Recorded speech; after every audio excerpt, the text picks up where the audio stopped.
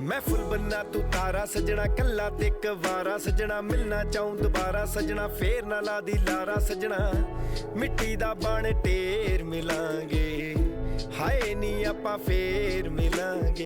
Hello my dear.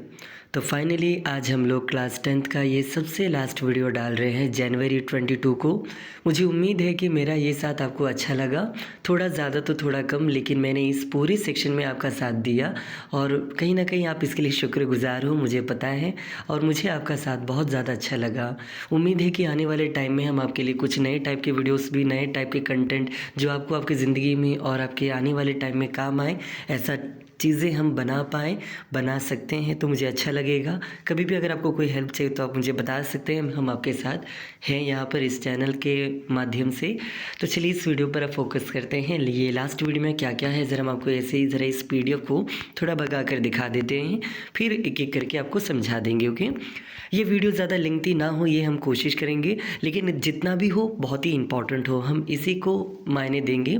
और जितनी भी मैंने टॉपिक्स यहाँ पर अभी 1 2 3 करके लिखा है, 10 मेन टॉपिक्स हैं। हम उम्मीद करते हैं आप इनको अगर आराम से सुनते हो तो आप ही को फ़ायदा होगा। और सुनिए, आपको एग्ज़ाम हॉल में बहुत ही काम आएगा, मेरे बातों को ध्यान दीजिएगा। ओके, चलिए स्टार्ट करते हैं। सबसे पहला चीज़, फर्स्ट पेज कैसे और क्या फिल करना होगा। तो चलिए पहले एक बार फर्स्ट पेज देखते हैं, एक सैम्पल पेपर देखते हैं आपका सीबीएसई का फर्स्ट पेज कैसा होता है।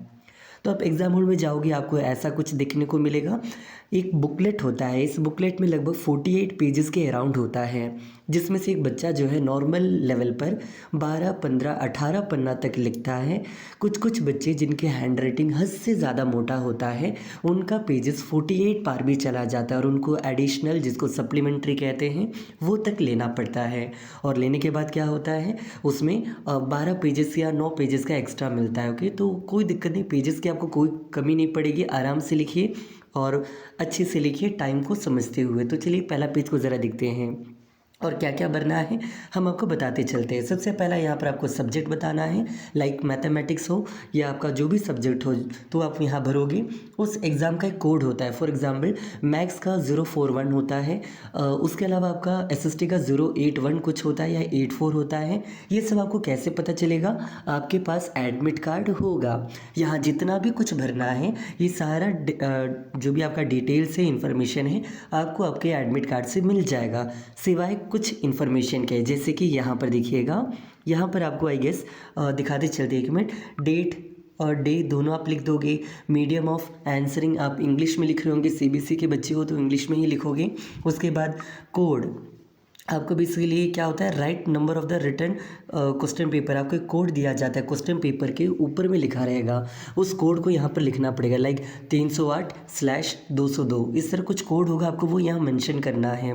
और उसी क्वेश्चन पेपर में आपको सेट मिलेगा, सेट 1 है कि सेट 2 है कि 3 है कि 4 है, जो सेट मिला होगा उसको यहाँ पर आपको क्या कर लेना है, पूरी तरह से गोल कर देना है। इसके बाद अगर आपने एडिशनल शीट लिया हो तो वो भर देना है। कोई अगर आपके पास डिसेबिलिटी है, मतलब कोई तबीयत, आपका कोई से आप विकलांग हो या कुछ हो तो आप यहाँ भरिएगा, वरना कोई दिक्कत नहीं। ये भी उन्हीं के लिए, ये कुछ आपको नहीं भरना है कि आपको राइटर मिला था तो नहीं मिला है, ये कुछ नहीं भरना आपको। यहाँ भी आप विजुअली इम्पेयर्ड हो क्या, आंख से कोई प्रॉब्लम है, बिल्कुल नहीं, ये सब आप भूल जाइए, कुछ नहीं भरना है।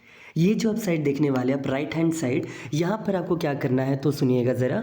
यहाँ पर बेसिकली आपको जो रोल नंबर मिला है, पहले तो आप अपना नाम लिखोगे यहाँ पर कैपिटल लेटर में, उसी में यहाँ से स्पेलिंग चुन के लिखोगे। फॉर एग्जांपल आपका नाम मान लीजिए शिवानी है या कोई भी एक नाम ले लेते हैं, तो आप यहाँ से क्या करोगे, सबसे पहले एस लोगे, नेक्स्ट वर्ड में से एच लोगे, देन ए लोगे, जो भी लोगे ये सब आपको यहाँ से आपको भर देना है। इसके बाद यहाँ पर आपको रोल नंबर भरना है, जो कि आप देख पा रहे होंगे साइड में, सब आपको एडमिट कार्ड में मिल जाएगा।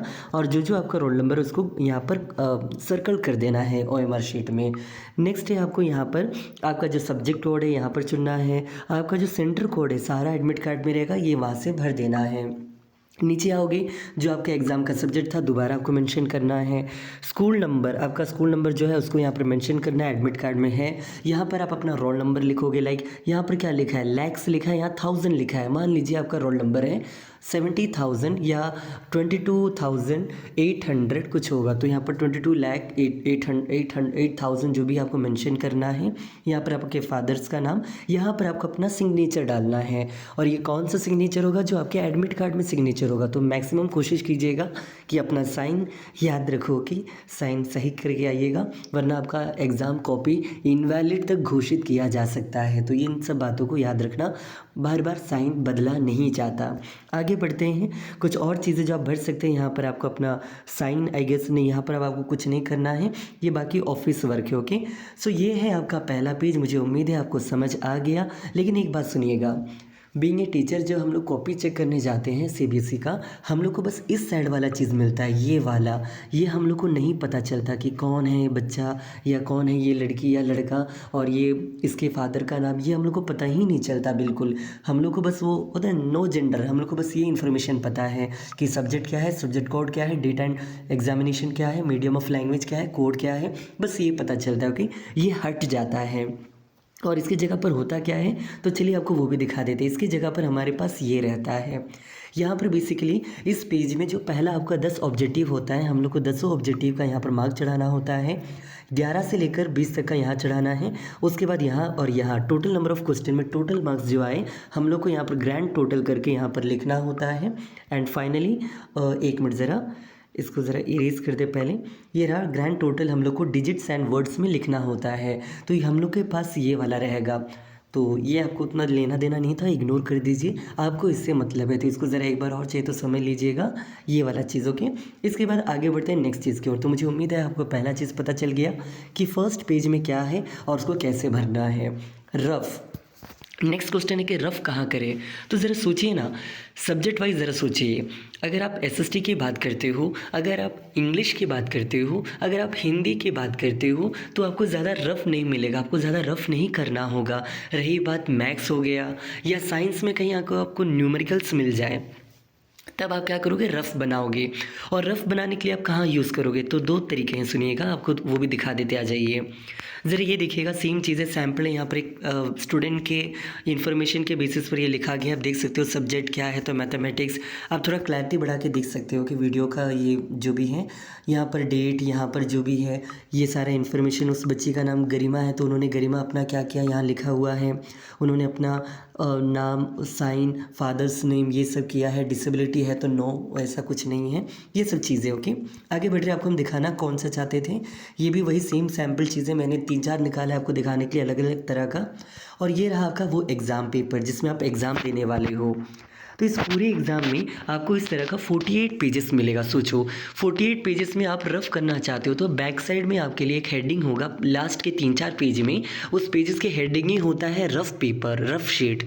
तो या तो आपको रफ़ करना है तो वहाँ जाके कीजिए, या अगर आपको मन नहीं कि नहीं बार बार हम पीछे आगे क्यों करेंगे, हम जहाँ ये बना रहे हैं उसी के साइड में सॉल्व करना चाहते हो तो आप यहाँ भी सॉल्व कर सकते हैं, इसमें कोई दिक्कत नहीं है। इट्स योर चॉइस, अगर आप पीछे करें तो पीछे, अगर आप साथ में यहीं लिखना चाहते तो यहाँ पर। ओके, तो ये आप कर लीजिएगा, रफ़ का टेंशन नहीं है। रही बात आंसर लिखने की तरीके, तो आंसर आप कहाँ लिखोगे? बहुत बच्चे क्या करते हैं, यहाँ से एक और लाइन यहाँ बना देते स्केल लगाकर, और यहाँ नंबर लगाते हैं 1 और यहाँ से लिखना स्टार्ट करते हैं।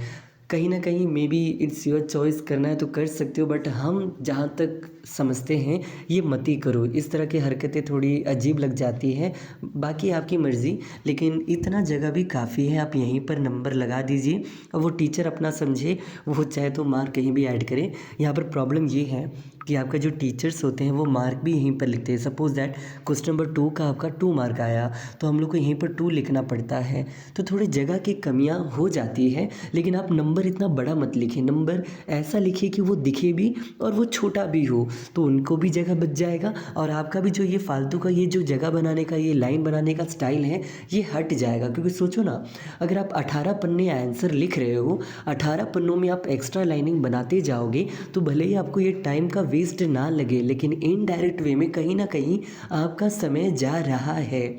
तो समय अगर बचाना चाहते हो तो इन सब चीज़ों से बचिएगा, क्योंकि वरना आप ही कल कहोगे मुझे तो टाइम ही नहीं मिला, एग्ज़ाम में टाइम कम पड़ गया। तो ये टाइम से बचने के तरीके होते हैं। और भी कुछ चीज़ें, जैसे कि मान लीजिए कुछ बच्चों का ये भी होता है कि वो लोग बार बार इस तरह लिखते हैं। ज़रा देखिएगा, आंसर, फिर उसके बाद कोई डिज़ाइन लगाएंगे 1, फिर उसके बाद ये एरो लगाएंगे, फिर उसके नीचे ये करेंगे। अरे इतना कुछ क्यों कर रहे हो? हम लोग को पता है कि आपको ये आंसर शीट आंसर लिखने के लिए ही मिला गया है, तो बस 1 लिखो ना, ओनली 1। मैंने कुछ को जाना जिसने केवल 1 लिखा, लाइक ये लिखो, या तो इसकी जगह देखिएगा, इसको डिलीट करके, डिलीट नहीं करेंगे, इसी के नीचे लिख देते हैं, या तो आप ऐसे भी तो कर सकते थे, 1 लगा कर डॉट। ये बहुत ही सिंपल है और सही है, बहुत ही ज़्यादा सही है। आपका टाइम बचेगा, दिखने में भी ज़्यादा स्ट्रेसफुल नहीं लगेगा, टीचर को मार्क्स डालने में भी दिक्कतें नहीं आएंगी। तो हम आपसे यही उम्मीद कर रहे हैं, just write down the number, bar bar answer लिखने का चीज़, बार बार एरो डिज़ाइन ये वो करना प्लीज़ छोड़ दीजिए। ओके, अगर आप करते हैं तो ये हो जाएगा। चलिए आगे बढ़ते हैं नेक्स्ट चीज़ों की और। अगला क्या है, ज़रा पढ़ते हैं नेक्स्ट क्वेश्चन। तो अगला अपना ये है कि रफ कहाँ करें, तो आपको तो ये पता बता ही दिए, या तो बैक साइड में या तो साथ ही साथ। नेक्स्ट है कौन सा सेक्शन पहले करें। देखिए बहुत ही सिंपल सा लॉजिक है। आपके एग्जाम में टोटल 4 या 5 सेक्शन होते हैं। फर्स्ट सेक्शन जो कि MCQ होता है, पहला 20 सवाल। ये 20 सवाल में केवल आपको आंसर लिखना है। लाइक मान लीजिए मेरा ये पेपर है, दोबारा से निकालते हैं, ये मेरा पेपर है, यहाँ पर हम 1 लगाएंगे। 1 का आंसर अगर A है तो बस A लिख दीजिए, और अगर आपको मन है कि नहीं हम A नहीं लिखना चाहते, मुझे उसका सोल्यूशन लिखना है, A का सोल्यूशन मान लीजिए √4/2 है, तो आप √4/2 लिख दीजिए, बस इतना कर दीजिए। ये दोनों मत लिखिए, कोई एक काम करिएगा। ये एक सिंपल सा चीज़ हम आपको बता रहे हैं। तो या तो कुछ बच्चे ऐसे भी हैं, वो क्या करेंगे, मान लीजिए 1 का A लिख के ये आंसर लिख दिए। 2 में क्या करेंगे, 2 का मान लो B नहीं लिखेंगे, 2 का मान लो आंसर B है, तो उन्होंने B नहीं लिखा, सीधा इसका आंसर लिख दिया -7 -6 जो भी है। तो ये तरीका अच्छा नहीं लगता। कहीं पर आप उसका आंसर दे रहे हो, कहीं पर केवल उसका कोड बता रहे हो कि ऑप्शन कौन सा सही है। तो कोई एक चीज़ को फॉलो करो, या तो ABCD जो आंसर है बस ABCD जो है उस तरह लिखो, या तो ज़्यादा मन करे तो ये वाला भी लिख दो, दोनों एक साथ लिख दो। लेकिन टाइम की बर्बादी, अगेन वही हम कहना चाहते हैं, टाइम की बर्बादी। हम लोग बीइंग ए टीचर, अगेन आपको एक चीज़ बताते हैं, जब भी कॉपी चेक करते हैं हम लोग हम लोग क्या करते हैं, पहले 20 MCQ का एक ट्रिक बना लेते हैं। लाइक ट्रिक से मेरा ये मतलब है, मान लीजिए आपका 1 का आंसर A है, 2 का आंसर C है, 3 का आंसर भी C है, 4 का आंसर D है, 5 का आंसर D है, 6 का आंसर A है। तो इस तरह कोड बन जाता है ACCDDA। तो हम लोग इसी को रट लेते हैं, और जो भी कॉपी मिलता है, जो भी बच्चे ऐसे लिखे रहते हैं, हम लोग को आसान होता है चेक करने में। लाइक A मार दी, C मार दी, C मार दी, D मार दी, D मार दी, A मार दिए, तो हम लोग को ये चेक करने में आसानी होता है, या तो और आसानी होता है, बस यही बात है। लेकिन आप दोनों लिखो कि आपकी टाइम की बर्बादी है। एग्ज़ाम में टाइम बचाना बहुत ही ज़्यादा ज़रूरी है, तो आपको टाइम बचाने का ये ट्रिक्स को समझना पड़ेगा, जो आपको बहुत काम आएंगे। तो कोई एक चीज़ लिखिएगा, इस बात को ज़रा ध्यान रखिएगा। ओके, आगे बढ़ते चलिए।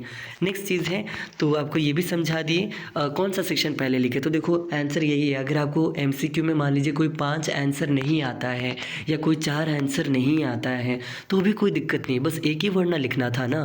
तो हम क्या करते, अगर हम आपकी जगह होते, हम सीधा नंबर लगाते और उसना स्पेस छोड़ देते, जब याद आए तब लिखेंगे, या थोड़ा इधर उधर से पता चल जाए। अगर आप पता करना चाहो, अगर आपको मिल जाता है ऐसा कोई फ्रेंड, तो बट हम इसको प्रमोट नहीं कर रहे, ऐसा कुछ वो देखा जाएगा। ओके, आपकी मर्ज़ी, आप देख लो कि आप कितने ईमानदार हो, बट ऐसे ही हम करते 1 2 3 4 सबका नंबर लगा के छोड़ देते, और उसी टाइम अगर आता है तो सबका लिखते जाते, या तो लास्ट में नहीं लिखते। ये पहला मेरा स्टार्टिंग ही MCQ से हम लिखते हैं, सेक्शन 1 से ही लिखते हैं। ऐसा नहीं कि MCQ 1 मार्क का है सबसे लास्ट में करेंगे, करो लेकिन लिखो सबसे पहले। ओके, जगह छोड़ दो, जब याद आए तो लिख देना, लेकिन पहला आपका पेज MCQ को रखिएगा। इसके लिए भी हम इसलिए बोल रहे हैं, कई बार क्या होता है, जब हम लोग कॉपी चेक करते हैं तो दिक्कत हो जाता है, बहुत ही परेशानी हो जाता है। कोई बच्चा सेक्शन 2 पहले लिखा है, फिर 3 लिखा है, फिर 4 लिखा है, फिर 1 लिखा है, फिर 5 लिखा है, और पूरा क्वेश्चन पेपर ढूंढना पड़ता है। तो ये बहुत ही बेकार काम लगता है। तो आप अगर टीचर को इम्प्रेस करना चाहते हो, या इम्प्रेस नहीं, एक अपना इम्प्रेशन बनाना चाहते हो, तो please write down the MCQ section first. Okay, तो इन बातों को आप याद रखिएगा। आगे बढ़ते हैं नेक्स्ट चीज़ की ओर। अगला है आपका इम्पॉर्टेंस ऑफ PYQ बहुत ही ज़्यादा है। अगर आप PYQ अच्छे से बनाए हो, अगर आप PYQ को समझे हो, PYQ का पैटर्न समझे हो, तो आपके लिए एग्ज़ाम बहुत ही आसान होने वाला है। आपको लगेगा आपके लिए ही क्वेश्चन बना है और आपको लगेगा कि आप सब बना दोगे, ऐसा आपको फील होने लगेगा। और अगर ऐसा फील अगर हो रहा है then you are on the right track, आप बहुत ही अच्छा प्रिपरेशन करके गए हो। तो प्लीज़ PYQ अच्छे से कीजिएगा। कहाँ तक का करें, अगर आपको ये डाउट है तो हम इतना ही कह सकते हैं कि अगर अभी भी अगर आपको लगता है कि आपके पास बहुत टाइम है, आपने अच्छा प्रिपरेशन ऑलरेडी किया हुआ है, सो प्लीज़ 2012-13 से देखना स्टार्ट कीजिए, पिछले 10 साल का 12-13 से लेके 2023 तक का। अगर आपको लगता है कि नहीं मैंने इतना पढ़ने का टाइम है नहीं, क्योंकि कुछ चीज़ें मेरी वीक है, लाइक मैथ्स आपका वीक है या कोई और सब्जेक्ट आपका वीक है और आप अपना टाइम वहाँ इन्वेस्ट कर रहे हो, तो अगर ऐसा अगर आपको फील हो रहा है तो एटलीस्ट प्लीज़ 5 साल के प्रीवियस ईयर को भी कर लीजिए। 2017 या 16 से तो एटलीस्ट कर लीजिए, 17 ही मान के चलते हैं, 17 से 2022 तक का ये कर लीजिएगा। ओके, तो हम आपसे यही उम्मीद करते हैं। PYQ वेरी इंपॉर्टेंट है, अगर आप नहीं समझ पा रहे तो बताइएगा, हो सके तो हम उसका भी वीडियो अलग से ला देंगे। हम नहीं, हमको पता है आप इतना तो समझदार हो, अब आपका एग्ज़ाम नज़दीक है, इसकी कोई ज़रूरत है नहीं, आप कर लोगे। ओके, तो PYQ अच्छे से सारे सब्जेक्ट का कर लीजिएगा। नेक्स्ट है importance of the first line and the NCERT words. ज़रा ये प्लीज़ ध्यान से सुनिएगा। देखो, जब भी एक टीचर कॉपी चेक करने जाता है उनको एक आंसर की दिया जाता है जो कि कॉन्फिडेंशियल होता है, और उस आंसर की में सारे आंसर को लिखा गया है और उसमें जितने भी आंसर हैं majority of the answers have NCERT words, NCERT answer. तो इसमें फ़ायदा ये है कि वो टीचर आंसर की एक बार दिखेगा और उसके हिसाब से बनाना स्टार्ट कर देगा। तो अगर आप आंसर की के अकॉर्डिंग अगर आपने NCERT का वर्ड्स यूज़ किया है या NCERT के लाइन्स अगर आपने लिखा है तो वो एक अच्छा इंप्रेशन उनको देगा कि चलो बच्चा रटा हुआ है या पढ़ा हुआ है या समझा हुआ है, जो भी है। तो आप प्लीज़ मैक्सिमम कोशिश कीजिए ज़्यादातर आंसर आपका NCERT का ही हो। For example what is Rowlatt tight, तो आप अपना कोई और लॉजिकल आंसर कहीं गूगल से कहीं से पढ़े हो तो प्लीज़ वो मत डालिए, पहले कोशिश कीजिए ना कि बुक में क्या लिखा है वो पढ़ लो। बुक में लिखा था it gave the British government enormous power, I guess इसी तरह कुछ लिखा हुआ है, तो इट गेव के जगह कुछ और लिख देना, क्या the Rowlatt tight gave the British government the enormous power, जो भी करके सर आप लिख दोगे। या मान लीजिए रॉलेट जालिन वाला पूछ दे तो NCERT में जो टर्म है प्लीज़ उस टर्म से स्टार्ट कीजिए। तो हम आपसे यही कहना चाहते हैं कि NCERT का वर्ड्स अगर आप लिखते हो या अगर आपका लाइन्स अगर NCERT से मैच होता है तो वो आपके लिए एक प्लस पॉइंट रहेगा, ऐसा मेरा मानना है। तो आप कर सकते हो कि अगर नहीं याद आ रहा तो फिर तो कोई और ऑप्शन है ही नहीं, आप लिख लीजिए। मैक्सिमम कोशिश कीजिएगा कि मतलब वही निकले, बट फिर भी देख लीजिए आपकी मर्ज़ी होगी। हम यही कहेंगे NCERT is the most important source and the lines for your answer writing, better answer writing. Okay, extra mark कैसे लाएं, सब बच्चे चाहेंगे या सब लोग चाहेंगे कि हमको ज़्यादा से ज़्यादा मार्क मिले, क्योंकि ये मेंटालिटी वैसा होता है क्लास 10th का कि जो जितना ज़्यादा परसेंटेज लाया, जो जितना ज़्यादा अच्छा मार्क्स लाया वो उतना अच्छा बच्चा या तो वो उतना अच्छा पढ़ाकू। चलिए उन सब बातों से हटकर यहाँ पर अभी बात करते हैं कि एक्स्ट्रा मार्क कैसे लाएं। देखो, एक्स्ट्रा मार्क्स लाने के बहुत सारे फंडे हैं या तो तरीके हैं। वो रहा ये, ज़रा आप देखिएगा, हैंड राइटिंग। आप मानो या ना मानो, कहीं ना कहीं एक हैंड राइटिंग ऐसा चीज़ होता है जो टीचर के लिए इंप्रेशन बना देता है। क्यों, हम आपको बताते हैं। मान लो हम कॉपी चेक कर रहे हैं, लगातार 6-7 कॉपी मुझे ऐसा दिखा जिसका हैंड राइटिंग थोड़ा ख़राब है, और अचानक से उसके बाद एक ऐसा हैंड राइटिंग मुझे दिखा जो कि मुझे बहुत ही अच्छा लग गया। तो कहीं ना कहीं मेरा एक मेंटालिटी डेवलप हो जाएगा कि चलो ठीक है। और उसके बाद हम जो काटने का जो टेंडेंसी है, जैसे मान लो हम मार्क काट रहे हैं, हर बार हम आपका आधा मार्क, 1 मार्क आधा कहीं ना कहीं काट रहे होंगे, जो कि काटा भी जा सकता है, नहीं भी काटा जा सकता था। लेकिन वो तो मान लो कि दोपहर को कोई टीचर चेक कर रहा है, ऑलरेडी 30-40 कॉपी चेक कर चुका है, वो पागल हो चुका है, क्योंकि एक कॉपी चेक करने में 25 से 30 मिनट लग ही जाते हैं आराम से, CBC कॉपी। तो हम लोग ये जब चेक करते हैं, जब थक जाते हैं, उसके बाद एक थोड़ा डाउनफॉल होने लग जाता है, थकने लग जाते हैं, तब कोई अगर अच्छा हैंड राइटिंग लिखा हो तो कहीं ना कहीं वो एक अच्छा इंप्रेशन बनाता है। अगर आप NCERT का लाइन्स लिखे हो तो कहीं ना कहीं अच्छा इंप्रेशन बनाता है। अगर आपने मेन मुद्दा लिखा हो, जो पूछ रहा गया है चीज़ है, अगर आप उसको पहले लिखते हो तो आपके लिए प्लस पॉइंट बनता है। जैसे कि मैंने अगर आपसे पूछा, मान लो कि मैंने आपसे पूछा why dams are called the modern temples of India, तो आपको पता है कि ये जवाहरलाल नेहरू ने कहा था, बट आपने क्या किया, वहाँ पर पहले डैम्स के यूसेस लिखने लगे, डैम्स के एडवांटेजेस लिखने लगे, उसके बाद इसका अगर आंसर दोगे तो क्या फ़ायदा। जो पूछा जा रहा है उन चीज़ों को पहले आंसर कीजिए। तो हैंड राइटिंग मैटर करता है, ये रियलिटी है। हैंड राइटिंग के लिए अलग से +2 नहीं मिलेगा, लेकिन हाँ जहाँ कट सकता है वहाँ टीचर नहीं काटेगा, तो आपके लिए ये बेनिफिट होता है। डायग्राम्स देखो, टीचर बहुत सारा कॉपी चेक करता है 10-15 दिन की ये जर्नी में। सीबीएसई कॉपी चेकिंग 10 दिनों तक चलता है लगभग, और इस 10 दिनों में वो लगभग 300, 400, 200 कॉपी अलग अलग टीचर का कैपेसिटी के अकॉर्डिंग वो चेक करता है। और चेक करने में उनका एक होता है ना, उनके दिमाग में वो आंसर की रटा हुआ होता है। तो अगर वो कुछ डिफरेंट देखते तो उनको अच्छा लगता है। जैसे कि चलो किसी बच्चे ने डायग्राम का यूज़ किया या कोई फिगर का यूज़ किया या कुछ ऐसा चीज़ बना दिया जिससे अंडरस्टैंडिंग थोड़ा और इजी हो जाए। जैसे कि मानो मैंने आपसे पूछा कि इंडिया में जो मिनरल रिसोर्सेस हैं ये सबसे ज़्यादा कहाँ पाया जाता है, डेक्कन प्लेटूस या तो पेनिनसुलर प्लेटू में पाया जाता है, जैसे कि झारखंड, छत्तीसगढ़, उड़ीसा, वेस्ट बंगाल। तो ये कुछ स्टेट्स के नाम हैं। तो आप क्या कर सकते हो, इंडिया का एक मैप बना सकते हो, एक रफली फिगर एक बना दो और उसमें इन सब स्टेट्स को मार्क कर दो और उसमें आप ये समझा दो तो कितना अच्छा लगेगा। मतलब ये मेरा ओपिनियन है, ओके। और ये हम लोग यूपीएससी या बीपीएससी जैसा जब एग्ज़ाम देते हैं, जो कि इंडिया का टॉप लेवल के एग्ज़ाम्स होते हैं, तो उसमें हम लोग इन सब चीज़ों को फॉलो करते हैं, यूटिलाइज़ करते हैं। तो हम आपसे यही उम्मीद करना चाहते हैं, अगर अपना स्टैंडर्ड को बरकरार रखना चाहते हो, थोड़ा ऊँचा दिखाना चाहते हो कि नहीं आपने केवल रटा नहीं है, आपने अपना एफर्ट लगा के आपने भी कुछ समझा है, तो अगर आप ये महसूस जताना चाहते हो तो उसमें आप फिगर्स एंड डायग्राम का यूज़ करो। जैसे हम आपके बुक का ही एग्जाम्पल देते, सुनिएगा। मान लो अगर आपको ethnicity of Sri Lanka and Belgium पर पूछा गया है, तो आपके एनसीईआरटी में श्रीलंका का भी मैप दिया है और बेल्जियम का भी मैप दिया है। अगर आपके एग्जाम में पूछ दें वो बेल्जियम में जो भी ये थे वैलोनियन रीजन, फ्लेमिश रीजन, इन सब पर लिखने के लिए अगर आ जाए कि कौन से रीजन में कितने % लोग कहाँ रहते थे, इन सब के बारे में अगर केवल बेल्जियम को एथेनिफाई करने के लिए बोल दिया जाए, तो आप बेल्जियम का नक्शा बनाकर उसमें वैलोनियन रीजन, फ्लेमिश रीजन ये सब समझा सकते हो। कितना अच्छा रहेगा, कितना थोड़ा डिफरेंट रहेगा। या सपोज दैट अगर आपसे पूछे HDI ह्यूमन डेवलपमेंट इंडेक्स के बारे में बताइए, तो आप क्या कर सकते हो, एक ह्यूमन डेवलपमेंट इंडेक्स बीच में HDI लिखकर उसको गोल करके उसमें से 3 एरोस निकालिएगा और तीनों एरो में आप तीनों उसका मेन जो पैरामीटर्स है लाइक इनकम, लाइक हेल्थ और एक और था लिटरेसी, इन सबको बना सकते हो। कितना अच्छा लगेगा। तो आई होप आपको ये चीज़ें समझ आ रही हैं कि आपको आंसर को थोड़ा यूनिक वे में लेके जाना है। और ये यूनिक लेके जाने के आपको क्या चाहिए, टाइम चाहिए। और ये टाइम कहाँ से आएगा, टाइम आपको ये जो स्टार्टिंग में मैंने बोला वो जो बकवास हरकतें हैं बच्चों वाली वो मत कीजिएगा। अगर आप वहाँ पर टाइम बचाते हो तो वो सारा टाइम आप यहाँ पर यूज़ कर सकते हो। नेक्स्ट अगला टर्म, यहाँ पर आपने एक वर्ड देखा होगा कटिंग्स। देखो कटिंग से मेरा मतलब है, यहाँ पर ज़रा देखिएगा, जब हम लोग को ये पेज मिलता है, टीचर जब चेक करने जाता है उसमें लगभग 48 पेजेस होता है या 38, जो भी 48 ही होता है, 40+ है।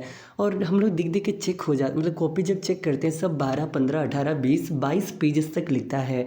22 पेजेस के बाद बहुत बच्चे नहीं लिखते, मतलब उनका आंसर ही पूरा हो जाता है, टाइम भी पूरा हो जाता है। हम लोग को क्या करना पड़ता है, बीइंग ए टीचर, सारा पेजेस को हम लोग को ये करना पड़ता है। आपको दिखाते हैं क्या करना पड़ता है। देखो इस तरह कट मतलब अलग अलग पेजेस में हम लोग को हर पेजेस को इस तरह काटते जाना पड़ता है। सोचियो ना ज़रा, 22 नंबर पेजेस से लेके 42 या 48 तक हम लोग इस तरह कट करते जाते हैं, तो वो भी एक बेकार काम लगता है। सोचो अगर आप पहले ये करके रखे हो तो हम लोग को कितना अच्छा लगेगा कि चलो मेरा मेहनत थोड़ा कम कर दिया, मेरा ये थोड़ा काम हल्का कर दिया। तो ये भी आपके लिए प्लस पॉइंट या पॉजिटिव इम्पैक्ट बन सकता है। तो प्लीज़ दिमाग से काम कीजिए, हार्डवर्क सब करता है, थोड़ा स्मार्ट वर्क भी कीजिए। क्या पता आपका फ्री में ऐसे 2-3 मार्क्स ज़्यादा मिल जाए। फ्री में नहीं, क्योंकि आपने स्मार्ट वर्क किया तब आपको मिला। आपने जो आंसर हर जगह आंसर लिखने के लिए जो टाइम बर्बाद किया, अगर वही टाइम अगर आप यहाँ आके ये काटने में इस तरह काटने में अगर बर्बाद करते, इतना लाइन नहीं काटना, मैंने ये कहा लाइन काटो, बट एक बार, जैसे कि एक बार इस तरह काट दीजिएगा बस। अगर आप ये हरकत करते हो, अगर आप टीचर का काम हल्का कर देते हो, तो कहीं ना कहीं उनके लिए आपके लिए एक सॉफ्ट कॉर्नर प्रोड्यूस ज़रूर होगा और ये आपका मार्क मिलने का एक रीज़न बन सकता है। तो जहाँ हाफ मिलेगा क्या पता वहाँ वो आपको 1 मार्क दे दे। तो ये चीज़ें, और उसके बाद ये रहा टाइम बचाने का फ़ायदा। अगर आपने टाइम बचाया तो लास्ट में आप क्या कर सकते हो, अंडरलाइन कर सकते हो जो जो आपके मोस्ट इंपॉर्टेंट टर्म्स हैं, जो जो मोस्ट इंपॉर्टेंट वर्ड्स हैं, जो जो आपको लगा कि ये तो बहुत ही इंपॉर्टेंट है, इस क्वेश्चन का यही मेन मुद्दा है, ये कहाँ पर काम आएगा, लॉन्ग आंसर में 5 मार्क वाले में, या तो केस बेस्ड स्टडी में, या तो आपका एक और था that is called the 3 marks में काम आ सकता है। ओके, मे बी 2 मार्क्स में भी आप यूज़ कर सकते हो, बट इन सब के लिए आपको टाइम चाहिए, और टाइम निकालिए, हम आपसे यही कहेंगे। तो आंसर जितना अच्छा आपको अच्छे से याद होगा उतना तेज़ में आप लिख पाओगे, और उतना ही तेज़ में आपका टाइम बचेगा, और उतना ही टाइम को आप कहीं और इनपुट दे पाओगे। ओके, और हम आपसे ये भी उम्मीद करेंगे जब आप लिख लोगे उसके बाद एक बार पूरे आंसर को रीड कीजिएगा, क्या पता गलती से कुछ स्पेलिंग मिस्टेक आपको हो गए हों, 2-3 स्पेलिंग मिस्टेक आप खुद से ढूंढ लो, क्योंकि स्पेलिंग मिस्टेक से आपका मार्क कट सकता है, तो फ्री में क्यों इस तरह का मार्क गंवाना। ओके, ये हो गया। आगे आते हैं नेक्स्ट चीज़ की ओर। और टाइप वाले क्वेश्चन में एक या दोनों बनाएं, तो ये प्लीज़ सुनिएगा। अगर 5 मार्क्स वाला कोई क्वेश्चन है, या 2 मार्क वाला कोई क्वेश्चन है, या 3 मार्क है, या 4 मार्क क्यों ना हो, अगर आपको लगता है ये साइंस, एसएसटी, मैथ्स सब जगह लागू है, अगर आपको लगता है टाइम बचा हुआ है और आपको दोनों आंसर लगभग ठीक ठाक आता है, हम आपसे यही उम्मीद करेंगे कि प्लीज़ इधर सुनिएगा। अगर मान लो 2 क्वेश्चन हैं, एक आपको पूरे बहुत ही अच्छे से आता है, पूरे अच्छे से आता है, तो प्लीज़ दूसरा आंसर मत लिखिएगा, क्योंकि टीचर को वो एक स्ट्रेसफुल काम हो जाता है। लेकिन अगर आपको लग रहा है कि आपका पहला आंसर थोड़ा डाउटफुल आपको लग रहा है, तो दूसरा भी लिख दीजिए। इससे फ़ायदा ये होगा कि जिसमें सबसे ज़्यादा मार्क आएगा उसका मार्क आपका मार्क चढ़ेगा, और जो कम आएगा उसका मार्क नहीं चढ़ेगा। लाइक मान लो कोई एक 5 मार्क का क्वेश्चन है, पहला तुमने लिखा इटालियन यूनिफिकेशन, आपको लगा आपको इसी में ज़्यादा मिलेगा, 5 में 5, लेकिन आपको डाउट है कि क्या पता कट भी सकता है, टाइम भी बचा हुआ है। अगर ऐसा फील होता है तो आप क्या कीजिएगा, उसका बी पार्ट था act of union great Britain, लिख दीजिए, भर दीजिए जो आपको आता है, क्या पता उसमें आपको ज़्यादा मार्क आ जाए, ऊपर वाले में 3 आए, इसमें 4 आ जाए। तो हम आपको डरा नहीं रहे, बट आपको बता रहे हैं कि please if you have time utilize that time in a good way और यूजफुल मैनर। ओके, तो यही हम आपको समझाना चाहते हैं। तो अब मुझे बताइए क्या दोनों लिखना है, तो आंसर है हाँ। कब, अगर आपके पास टाइम हो, अगर आप अपने आंसर से सेटिस्फाइड नहीं हो, लेकिन एक लिखिए जब अगर आपको कंप्लीट सेटिस्फैक्शन हो आपके कोई एक आंसर से। ओके, नेक्स्ट आता है एक्सप्लेन, या इवैल्यूएट, या एलुसिडेट, या जस्टिफाई द स्टेटमेंट, कुछ भी लिखा हो। एक प्लीज़ वेरी इंपॉर्टेंट चीज़ सुनिएगा, कई बार कंफ्यूज हो जाते हैं कुछ स्टूडेंट्स। लाइक मान लो मैंने एक वर्ड पूछा, right A note on MNREGA, but ये 5 मार्क्स में है, तो क्या 5 मार्क में आप केवल मनरेगा का ये लिख दोगे क्या, इट फुल फॉर्म और 2005 में इंट्रोड्यूस हुआ? नहीं, उसमें आप जितना लिख पाओगे उतना लिखो, क्योंकि 5 मार्क्स का है, मतलब नियरली 100 to 120 वर्ड्स, जो कि मोर देन हाफ पेजेस को इंडिकेट करता है। तो अगर आपको लगता है, मतलब आपको कहना ये चाहते हैं कि प्लीज़ क्वेश्चन पर मत जाओ, क्वेश्चन के मार्किंग पर जाओ। मान लो हम आपको एक और सवाल बताते हैं, explain the 3 seasons of India, explain the 3 seasons of India, लेकिन ये 3 मार्क में पूछा गया है, खरीफ, रबी एंड ज़ैद, ये क्रॉप्स के बारे में पूछा गया था, क्रॉपिंग सीजन्स इन इंडिया। तो क्या आप इन तीनों को बैठ के एक्सप्लेन करोगे 3 मार्क के लिए? नहीं, बस आपको आंसर के पीछे जाना है, मतलब 3 मार्क के लिए लिखना है। जैसे कि हम रहते तो खरीफ क्रॉप क्या है उसके बारे में 2 पॉइंट लिख देते, रबी क्या है उसके बारे में 2 पॉइंट, ज़ैद क्या है उसके बारे में 2 पॉइंट, और तीनों का एक एक एग्जाम्पल लिख देते कि खरीफ क्रॉप में कौन कौन आता है, रबी क्रॉप में कौन कौन आता है, ज़ैद क्रॉप में कौन कौन आता है। It is more than enough. Okay, तो प्लीज़ अपने आंसर्स को लिमिट में रखिएगा, मार्क के अकॉर्डिंग लिखिएगा, ना कि क्वेश्चन के अकॉर्डिंग लिखिएगा। क्वेश्चन में अगर लिखा हो right a brief note on, brief का मतलब होता है शॉर्ट नोट, लेकिन ये 5 मार्क में पूछा गया है, तो क्या आप शॉर्ट में लिखोगे? आंसर है no. So act according to your marks, not according to the question terms. Okay, word के अकॉर्डिंग मत लिखिएगा, मार्क्स के अकॉर्डिंग लिखिएगा। अगला एक और चीज़ हम आपको समझाना चाहेंगे यहाँ पर, देखो माय डियर, हम आपको ये कहना चाहते हैं कि अगर आपको ऐसा फील हो, लाइक एक क्वेश्चन हम आपसे पूछते हैं, right 4 challenges of political party, या what are the 3 suggestions for the political party, या what are the 5 major steps taken in decentralisation 1992, या कोई भी एक सवाल ले लो, what are the 3 features of democracy, what are the 4 outcomes of federalism, ये जो भी इस तरह के सवाल हो, मान लो इसमें अगर आपको लगता है कि आपको एक और पॉइंट आता है और वो अच्छा पॉइंट है, अगर एक्स्ट्रा पॉइंट है, प्लीज़ लिख के आ जाओ, क्योंकि क्या पता अगर आपका ऊपर वाला पॉइंट ख़राब हो लेकिन आपने नीचे में एक्स्ट्रा पॉइंट लिखा हो और अगर वो पॉइंट सही है तो आपको फुल मार्क्स मिलेगा। लेकिन कई बार बहुत सारे स्टूडेंट क्या करते हैं कि 4 पूछा है तो 4 का 4 ही लिख कर आता है, जो कि गलत है, ऐसा मेरा मानना है। बीइंग ए टीचर अगेन, मतलब not a professional teacher but हाँ थोड़े मोटे जो भी है थोड़े बड़े। द पॉइंट इज़ कि प्लीज़ हमेशा दिमाग में रखिएगा कि हमेशा जो भी आंसर आप लिख रहे हो अगर आपको एक और पॉइंट एक्स्ट्रा आता है तो पॉइंट प्लीज़ लिख दीजिए। ओके, ये भी हो गया। टाइम सेविंग कैसे करें मैंने तो ये स्टार्टिंग से ही आपको बता दिया, मुझे उम्मीद है आपने सुना होगा। अगला बढ़ते हैं नेक्स्ट। अब आते हैं इंपॉर्टेंस ऑफ बीइंग काम इन द एग्ज़ाम हॉल। देखो प्लीज़ एग्ज़ाम हॉल में आप शांतिपूर्वक बैठिएगा। आप नर्वस होती होंगी, आप थोड़ी घबराती होंगी, जैसे भी होती होंगी, वहाँ पर अपने आप को काबू कीजिएगा। अपने फ्यूचर के बारे में सोचिएगा, अपने पेरेंट्स के बारे में सोचिएगा, जो यहाँ पर अपना टाइम इन्वेस्ट किए उनके बारे में ज़रा सोचिएगा। एंड जस्ट बी काम, क्योंकि हड़बड़ी में लोग गड़बड़ी कर ही देते हैं, तो हड़बड़ नहीं करना है कभी भी। एक और बात देखो, हम अगर आपकी जगह रहते हैं, क्वेश्चन पेपर में आई गेस लिखा रहता है जनरल इंस्ट्रक्शन, स्टार्टिंग में ही लिखा रहता है कि कोल ऑफ टाइम होता है 10 मिनट 15 मिनट आपको सोचने का समझने का टाइम रहता है। जैसे ही क्वेश्चन पेपर मिल जाए प्लीज़ लिखना स्टार्ट मत कीजिए, पहले एक बार क्वेश्चन पूरा पढ़ लीजिए। जो क्वेश्चन अच्छे से आता होगा उसको गोल कर दीजिए, और जो क्वेश्चन अच्छे से नहीं आता होगा उसको थोड़ा कट मार दीजिए कि वो बाद में करेंगे।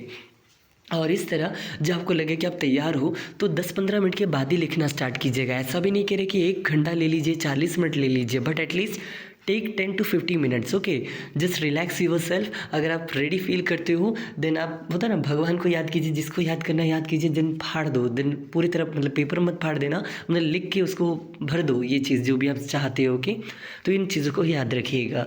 नेक्स्ट एक और चीज़ हम कहना चाहेंगे, मेक श्योर कि आप सारा सेक्शन का क्वेश्चन एक साथ लिखो। अगर आपने सेक्शन 1 लिखना स्टार्ट किया तो सेक्शन 20 तक लिखो, मतलब 1 का 20 MCQ लिखो। ऐसा नहीं कि सेक्शन 1 का 5 MCQ लिखे फिर सेक्शन 2 में चले गए, फिर सेक्शन 3 में चले गए, ऐसा मत कीजिएगा। जब भी एक सेक्शन लिखना स्टार्ट करो तो उसका पूरा लिखो। मान लो मैंने आपको क्या बोला, पहला सेक्शन 1 कर लीजिएगा 20 MCQ, उसके बाद आप क्या करोगे, उसके बाद आप करोगे सेक्शन 3 लिख दीजिए। अगर आपको लगता है कि 2 में आपको बहुत सारा सवाल नहीं आता बट 3 में आपको और अच्छे से आता है और बहुत अच्छे से आप एक्सप्लेन कर पाओगे, या तो हम अगर आपके जगह रहते तो सेक्शन 1 के बाद सीधा सेक्शन 5 लिखते जिसमें लॉन्ग आंसर है, क्योंकि वो उसमें 5 मार्क आता है और आपको मार्क गंवाना नहीं है। तो हम आपकी जगह रहते तो क्या करते आपको बता दिए। अब आप अपनी जगह रह के जो करना चाहते हो कर सकते हो। अब आते कुछ और एक्स्ट्रा बातों पर, तो बस शांत रहिएगा। ओके, सब अच्छे से जाएगा। पहला एग्ज़ाम में थोड़ा नर्वसनेस होता है, 10th है, लोगों ने इतना इसको बवंडर मचा दिया कि थोड़ा सा डर बैठ जाता है कि बोर्ड एग्ज़ाम कुछ नहीं है, जस्ट बी रिलैक्स। ओके, आगे बढ़ते हैं। हेल्दी फूड, ये सब कुछ कॉमन सी बातें मुझे बताने की ज़रूरत है नहीं, आप इतने समझदार हो, मुझसे भी ज़्यादा हो इस सब मामलों में, तो अच्छे से खाइए, बाहर का ज़्यादा मत खाइए अभी, जिससे आपका तबीयत ख़राब हो जाए, क्योंकि क्या पता आपने मेहनत इतना किया, स्ट्रेस लिए, और ऊपर से फूड है ये सब थोड़ा गड़बड़ा जाए तो पूरा ज़िंदगी, मतलब पूरा आपका 10th ये वेस्ट हो जाए, तो ऐसा मत कीजिए। Okay, need proper sleep, please आराम से सोइएगा, कम से कम 6 से 8 घंटा सोइए, नींद में कोई कमी नहीं होनी चाहिए, और खाना अच्छा खासा घर का खाइए, इन सब पर ज़्यादा फोकस कीजिए। एंड स्टडी, रही बात स्टडी, अगर आप पूछोगे सर सेल्फ स्टडी कितनी देर करें, तो हम आपसे यही कहेंगे कि मिनिमम, अगर हम आपको जितना जानते हैं, मतलब हम जितने बच्चों को जानते हैं, मेरे स्टूडेंट्स को जानते हैं, हम मेरे करीब वाले जितने को भी जानते हैं, वो सब मिनिमम 4 to 5 आवर पढ़ने वाले लोग हैं। तो हम भी यही कहेंगे मिनिमम 5 आवर लेके चलिए, but again it's your choice. अगर आपको लगता है आपने पूरा पढ़ा हुआ है, आपको ज़्यादा मेहनत नहीं करना, तो मिनिमम 3 आवर तो लेके चलिए, minimum 3 hour a day. Okay, self study के लिए लिखने वाला बिल्कुल नहीं इंक्लूड कर रहे, बस हम पढ़ने वाला कह रहे हैं। लिखने के लिए 1-2 घंटा और जोड़ लीजिए, मिनिमम 5 आवर पढ़ सकते हैं। ओके, क्योंकि अब दिन कम है, आप यहाँ पर देख सकते हो पॉइंट नंबर 15 में, रिमेनिंग डेज 22 जनवरी से 15 फरवरी, कितना ही दिन बचा है, 15 और यहाँ 8, that is around 23 days, 22 days ही मान के चल रहे हैं। फिर से 22 दिन बचा है जिंदगी इस महीने का, और 22 दिन का हम जोड़ के चल रहे हैं। 22 दिन में कुछ दिन आप यहाँ जाओगे वहाँ जाओगे ये करोगे, इसलिए मैंने 22 डेज़ का टारगेट रखा है। तो आज जनवरी 22 को हम ये वीडियो अपलोड कर रहे हैं, और 22 डेज़ आपका रिमेनिंग है, ऐसा हम मानते हैं, क्योंकि 22 इज़ आवर लकी नंबर, जो भी है। आगे बढ़ते चलो। नेक्स्ट है आपका म्यूज़िक एंड कॉमेडी। अगर जो चीज़ आपको अच्छा लगे, जो आपको आराम देती हो, जो आपको रिलैक्स फील करवाती हो, चाहे वो म्यूज़िक हो, चाहे वो घूमना हो, चाहे वो कपिल शर्मा जैसा कोई कॉमेडी देखना हो देन प्लीज़ डू इट, मतलब वॉच इट या हियर इट, जो भी है सुनिए देखिए, बस आप रिलैक्स फील कीजिए, ऐसा हम भी चाहेंगे क्योंकि यही आपके लिए ज़्यादा अच्छा है। Okay, then don't get stuck in the sample paper. देखो बहुत बच्चे अभी यही गलती करते हैं कि कुछ बकवास सवालों में और कुछ अनवांटेड बुक्स मटेरियल के अनवांटेड क्वेश्चंस में अटक जाते हैं और वो अपने आप को इतना डिप्रेस फील करने लगते हैं कि मेरे से बन ही नहीं रहा है, हमसे हो ही नहीं पा रहा है, हार्ड है, ऐसा है वैसा है। तो हम आपसे यही कहेंगे इस सब चक्करों में मत पड़िए। कोई अगर आपके पास कोई आदमी है, कोई व्यक्ति है, कोई टीचर है जो आपको गाइड कर सकता है उस सब्जेक्ट रिलेटेड, उस क्वेश्चन रिलेटेड, उनसे एक बार पूछ लीजिए। अगर वो ढंग के आदमी होंगे तो आपको बता ही देंगे कि ये वैलिड नहीं है, या ये यूज़लेस क्वेश्चन है, या ये ट्रिकी क्वेश्चन है, या ये इंपॉर्टेंट क्वेश्चन है, वो आपको समझा देंगे। तो बकवास समय मतलब समय तो बकवास कभी नहीं होता, मतलब अपना समय को अच्छे से यूज़ कीजिए। इस तरह के सैम्पल पेपर में प्लीज़ मत अटकिएगा, हम यही कहना चाहते हैं। Instead of sample paper go and do the previous year questions. Okay, next है, एंड अगर आपके टीचर ने आपके स्कूल में पढ़ाया, अगर वो अच्छे थे तो आपको, या जिससे भी आपने पढ़ा अगर वो अच्छे थे तो उन्होंने आपको समझाया होगा क्या पढ़ना है क्या नहीं पढ़ना, मोस्ट इंपॉर्टेंट क्या क्या है, उन्होंने आपको कभी ना कभी बताया होगा। इवन मैंने भी बताया बहुत बार मेरे चैनल पर, मेरा इवन लास्ट एक प्लेलिस्ट भी था, आपको हमने वो बना के दिया था, CBSE अपलोडेड कुछ वीडियो, सबसे लेटेस्ट वीडियो अपलोड है, वो प्लेलिस्ट है, आप उसमें भी जाके देख सकते हो। उसमें मैंने इंपॉर्टेंट कुछ वीडियो शॉर्ट टाइप में डाला था, अगर आप कुछ नहीं देखे हो तो एक बार देख लीजिएगा। ओके, एंड आफ्टर 10th आप एक और काम कीजिएगा, मैंने फ्यूचर गाइडेंस का भी एक प्लेलिस्ट बनाया था, तो उसमें कौन सा स्ट्रीम ले, क्या सोच के ले, ये सब का भी मैंने कभी डाला है, तो आप भी वो प्लेलिस्ट में जाके इस चैनल के फ्यूचर गाइडेंस में आप देख सकते हो। ये आपको जैसा गाइडेंस चाहिए बताइएगा, हम आपके साथ हैं हमेशा। Next last your strategy. देखो कोई भी कितना भी कहे, चाहे मैं कहूँ चाहे कोई और कहे, लेकिन इन द एंड जो चीज़ रिजल्ट लाती है वो है आपका तरीका, आपका मेहनत। तो इट्स योर चॉइस, आपको जो करना है आप कर सकते हो, आपको जैसा करना है आप कर सकते हो, लेकिन हाँ सही कर रहे हो कि नहीं कर रहे हो उसके लिए मेरे जैसे कुछ लोगों की मार्गदर्शन ले लोगे तो अच्छा है, क्योंकि हम लोग पैसा नहीं ले रहे आपसे, फ्री ऑफ कॉस्ट है। सो जस्ट यूटिलाइज मी और anyone else if you have a person like us. Okay, जो भी है आगे बढ़ते हैं यहाँ पर। ये तो मैंने आपको दिखाई दिया इस PDF को, मैंने आपको ये ऐसे ही दिखा दिया हम लोग मार्किंग कैसे देते हैं, ये मैंने दिया था, देख रहे हो मैथ्स का पिछले साल दिया था, 6 मार्क्स लाया था, टोटली फेल। मतलब सोचो क्या करें अब, कहाँ से बढ़ाते, लिखेगा तब ना बढ़ाएंगे, कुछ नहीं लिखा तो क्या बढ़ाएंगे। अगला है यहाँ पर, ये भी मैंने आपको बता दिया। नेक्स्ट मैंने आपको ये भी सैम्पल दिखा दिया, और ये चीज़ें आप देखिएगा, ये है कोई स्टूडेंट का जिसने 2022 CBSE का आंसर लिखा था। यहाँ पर इसने जेल टाइप का ये पेन का यूज़ किया, ना ब्लू किया ना ब्लैक किया, इट्स योर चॉइस। आजकल 3 पेन चलता है, ब्लू, ब्लैक और ये वाला जेल, आपकी मर्ज़ी आप कौन सा लिखना चाहते हो। ये इन्होंने बहुत सारी गलतियाँ लिखी है, लेकिन डिपेंड अपॉन द टीचर। देख रहे हो हम हैंड राइटिंग को आपको क्यों इतना इंपॉर्टेंस देना चाहते हैं, क्योंकि ये बच्चा का देखिएगा ज़रा, इन्होंने ये जो टर्म लिखा है एक्सपेंडिचर, इसमें इन्होंने स्मॉल लेटर भी लिखा, कैपिटल लेटर भी लिखा, ग्रामेटिकली ये चीज़ गलत है, बट क्या कहें, मतलब हैंड राइटिंग अच्छा है और तरीका सही है तो मार्क्स मिल गया। और इन्होंने अट्रैक्टिव बनाया, लाइक यूजिंग ऑफ कलर, ऐसा कोई नियम नहीं कि आप कलर यूज़ नहीं कर सकते, मे भी कहा तो जाता है, लेकिन फिर भी उतना हम लोग स्ट्रिक्टली इसको फॉलो नहीं करते। थियोरेटिकली ये सब है, ऐसा मत करो वैसा मत करो, यूज़ ओनली 1 पेन, बट करने के लिए कुछ भी कर सकते हो। जैसे कि हम आपको कुछ दिखाते हैं क्या क्या कर सकते हो, ये तो आपने देख ही लिया, अब और देखिएगा लोग क्या क्या करते हैं, ये भी देखिएगा। यहाँ पर भी याद रखिएगा कि फॉर्मल सोर्सेस इनफॉर्मल सोर्सेस का जो टॉपिक आया था, इन्होंने क्या किया, इसको बॉक्सेस बना के लिखा, कितना अच्छा लग रहा है। तो प्लीज़ मेक श्योर कि अगर आपको डिफरेंसेस लिखने के लिए आ जाए तो उसको बॉक्सेस बना के लिखिएगा। लेकिन हाँ एक और चीज़ आप समझिएगा इसमें से, इतना ज़्यादा आप क्या कहते हैं कर्सिव मत लिखिएगा कि देखने वाले को समझना है। क्या पता मुझे समझ आ गया, चेक करने वाले को समझ आ गया, लेकिन सबको ये चीज़ समझ आए ज़रूरी नहीं। मेक श्योर कि आपका लैंग्वेज बहुत ही क्लियर क्रिस्टल हो, स्पेलिंग आपको अच्छे से दिखाई दे, समझ आए होगी, वरना काटने के लिए मार काटा जा सकता था। अगेन इनका हैंड राइटिंग अच्छा था, इसलिए क्या पता ये बच रहे हैं, और वो टीचर भी मे भी समझ पा रहे होंगे, इसलिए इनका मार्क यहाँ बच गया। नेक्स्ट है उसके बाद अगले पेज की ओर आ रहे हैं। अब देखिएगा ये मैथ्स का एक कॉपी है, ये 2018 सीबीएसई का था। इसमें भी एक स्टूडेंट ने कैसे लिखा है, इतना कुछ बनाया but the answer is 0 marks. I don't know why, कुछ गलत या कुछ सही, क्या चीज़ किया इससे, बट लिखने का तरीका ओके है, बहुत ही सही है, क्योंकि इन्होंने यहाँ पर डायग्राम को यूटिलाइज़ किया। पता नहीं ये मार्क ऐसे कैसे दिया है, डायग्राम सही तरीका होता है। उसके बाद इन्होंने फॉर्मूला आई गेस यहाँ पर यूटिलाइज़ किया, बिल्कुल सही है। उसके बाद ये देख रहे हो इनका ये एरोस डालने का स्टाइल बहुत ही सही है, जो भी इक्वेशन मार्क इन्होंने किया है सही जगह पर किया है, मतलब एक तरीके से किया है, ये भी बहुत ही अच्छा प्लस पॉइंट होता है। मतलब प्लस पॉइंट मतलब दिखने में खूबसूरती बढ़ जाता है। सो आप भी ये सब कर सकते हैं। ओके, इसके बाद अब देखिएगा कुछ चीज़ें आप ये भी समझ सकते हो। प्लीज़ इस तरह की हरकतें मत कीजिएगा, मार्क्स आपके कट जाएंगे। सीधा एक कट मारिए, बट इस तरह से मत कीजिएगा। ओके, ये गलतियाँ थी। और भी कुछ गलतियाँ देखिएगा, जैसे कि लाइक इस बच्चे ने क्या लिखा पढ़िए, प्लीज़ डोंट चीयर दिस, अच्छा सॉरी चेक दिस। ओके, इसको मत पढ़िएगा बोल के उन्होंने लिखा था, और लिखने के बाद ऐसा बोला है, एटलीस्ट एक कट भी नहीं मारा है। तो ये कुछ चीज़ें जो आप समझ सकते हैं कि ऐसे मत करो। और ये भी लाइक आपने देखा कि खुद लिख के दे रहा है, प्लीज़ सर आप दे दीजिए, क्या दे दीजिए, तो 100 में 70 दे दीजिए, आपसे रिक्वेस्ट कर रहा हूँ। तो करने से कुछ नहीं होता, लिखने से होता है। अगर आपने लिखा हो तो बिल्कुल आपको मिलेगा, नहीं लिखा हो तो कैसे दे देंगे। और ये भी डिपेंड कर रहा है कि हम ये कब पढ़ रहे हैं। मान लो अगर हम फर्स्ट पेपर में हम इन्हीं का चेक करें और पहला में ऐसा मिला, तो हमको थोड़ा हंसी आएगा, थोड़ा अच्छा लगेगा, और क्या पता हम गलती से 1-2 मार्क कहीं बढ़ा के मतलब बिना काटे दे दें, लेकिन ज़्यादा ना काटें। लेकिन अगर ये बीच की कॉपी में अगर हमको मिलता है 30-40 के बाद, और ऑलरेडी आदमी पका हुआ रहता है, अगर उस टाइम में ऐसा कॉपी मिल जाए, तो क्या पता वो गुस्से में थोड़े आपका मार्क्स को इधर उधर काट भी सकता है। मतलब जो काटा जा सके उसको काट सकता है।